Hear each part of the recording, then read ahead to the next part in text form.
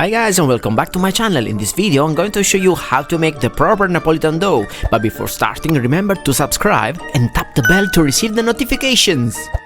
After many years of dough making and video making, I finally decided to make the typical Neapolitan dough. I'm talking about the 8 hours fermented dough outside fridge. Just to give you a reference, this is the recipe recommended by the Associazione Verace Pizza Napoletana, which sounds like the authentic Neapolitan Pizza Association, which counts thousands and thousands of pizza places all around the world. This recipe is universally considered as a starting point for every pizzaiolo chef. This recipe is also the natural evolution of the old recipe made 100 years ago, but the difference is basically the focus on the modern ingredients, such as flour with its wide range of strength. Bear in mind, this isn't the ultimate recipe of Neapolitan pizza, but it's the recipe pizzaioli associated to this association are forced to use to be part of this group. The document I'm showing and available from their website as a PDF file contains the recipe, the technique and all the important information a pizza maker should know before making a compliant pizza.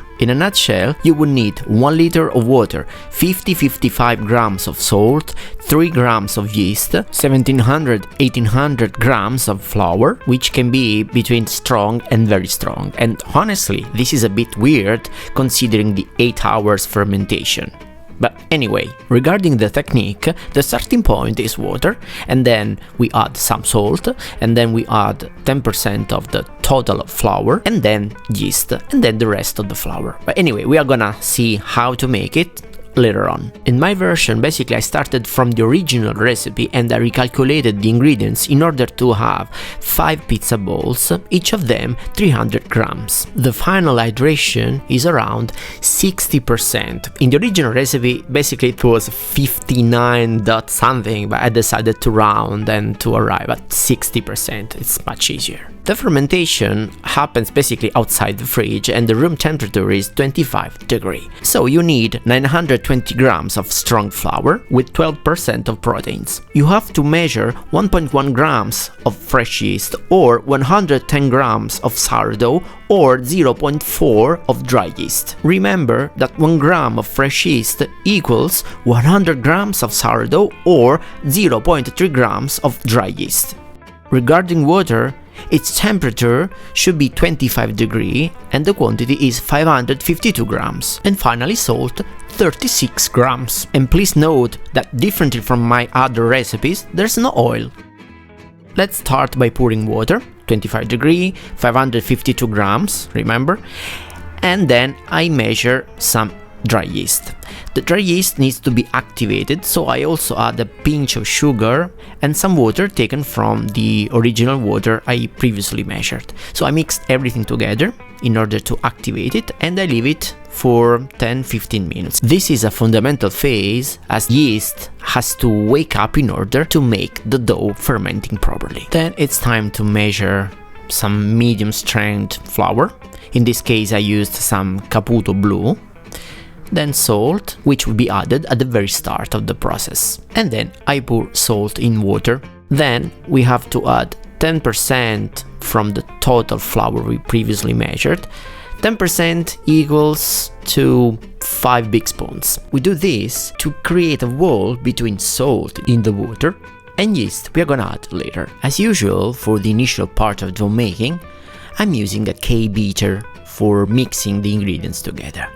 And once the flour will be well melted with water, will be time to add yeast. As said, this is yeast I activated before, and now it's time to add it while the kneading machine is working. So after that, I keep going by adding more spoons of flour. It's now time to add the rest of the flour, and the technique is the rainy one. In this way, we are gonna add some oxygen. And this is a very good thing for the final dough. Then the reason why I'm gradually adding flour is because I'm not using a professional kneading machine. Usually with a professional one you can add whatever you want, 1 kilo, 2 kilo, 10 kilos or whatever. Instead, with a regular non-professional one, you have to do it gradually, especially when you reach quantities such as 1 kilo or more if your kneading machine is capable to handle that. So now there's no more flour to be added, and since this moment we have to keep going for 10 minutes. According to the original recipe, we should keep going until we reach something called punto di pasta, which literally means point of dough, which is the exact moment where dough looks smooth and a bit elastic. But as we are not using a professional kneading machine, we have to keep going by eye and probably finalizing by hand. After 10 minutes, there won't be any flour around, and so it would be time to swap the key beater with a proper hook, which is much suitable for finalizing the dough. For your convenience, I'm measuring the temperature of the dough, which is 24 degrees, so an excellent result. Now it's time to start the dough making, the proper one, and you see the speed is basically 55–60%. I don't know if you noticed, but apparently the dough looks harder than the usual dough I used to make in my other videos, and this is because of dehydration, which is 60%, so pretty low, and probably because there's no oil. Maybe it's one of my secrets. Anyway, the recipe recommends to keep a lower speed, but basically I'm doing the exact opposite, and this is because again, I'm not using a professional kneading machine, and so I need more power to make the dough more compact. According to the disciplinare recipe, this phase takes 20 minutes. The reason why we are keeping this phase to 20 minutes is because if you go over, the risk is to break the gluten net as we are increasing the temperature. The alarm is now set to 20 minutes, and the video now is a bit speeded up, and this is because I don't want to bother you. This is how the dough looks like after 5 minutes. So there's no big change, just a little bit more compact. So let's increase the speed of the video again, and this is how it looks like after 7 minutes. And please note, I also increased the speed of the kneading machine up to 70%. Honestly, I don't see a huge difference from the beginning. I was expecting a smoother dough, but basically 3 minutes left and it's still a bit rough. Very sadly, I got the confirmation that my kneading machine isn't capable to manage a dough like that. And for this reason, it's time to use my hands again. It's now time to stop the kneading machine and throw it to bin and keep going by hand. You see, the dough looks very hard at this point. It's bouncing. Okay, let's use the power of my hands to make it much better. Okay, so I start by pushing to see if it's elastic enough to going back to the initial position, but it's not like that. And so I use my punch just to make it more compact. And I keep going this way. And then I throw it to the table to make it softer, and then I keep going as usual. In the meantime, time's up. If you like this video, and leave a comment to let me know what you think about this dough. And the feeling under my fingers was really strange, so I felt the dough was really hard to manage, and for this reason I had to work harder to make it softer as expected. So I'm making the foldings just to make the final ball, and I have to pay attention because if I fold too much, the risk is to break the gluten net and to break the dough ball. Here we go. This is the final ball before make it rest. I felt it was a bit complicated to close it properly. Now I would like to show you the inside of the dough, so I'm cutting it. Don't do it, otherwise you're gonna break the gluten net again. Just to show you the little holes, and this is where the oxygen was trapped while I was making the foldings. Now I have to recover the damage I have done and make the ball again to make it rest. According to the disciplinary recipe, this dough has to rest for 2 hours covered by a moisture towel, as a dried towel won't be protecting the dough by drying itself. You can't imagine how hard is stretching a dry dough. It's nearly impossible. The dough is now perfectly covered. I'm taking the alarm just to set it to 2 hours. Well, actually it's set to 1 hour, as it can cover just 1 hour, so I have to repeat this twice. After 1 hour, you can notice the dough is a bit relaxed. So let's set the alarm to 1 hour again, just to cover the 2 hours I said before. This is how the dough looks like after 2 hours. Surprise! Isn't as expected. It's completely different from the dough in my previous videos. So it's not super soft, it's not smooth enough, but you know, this is the recipe, so let's see what happens next. So it's now time to measure the pizza balls, just to make the small balls, the panetti as we say in Italian. The recipe recommends to not go over 270 to 280 grams. My panettis are 300 grams, so this is the only difference from the original recipe, because I like a bigger crust. Let's make the panetti balls.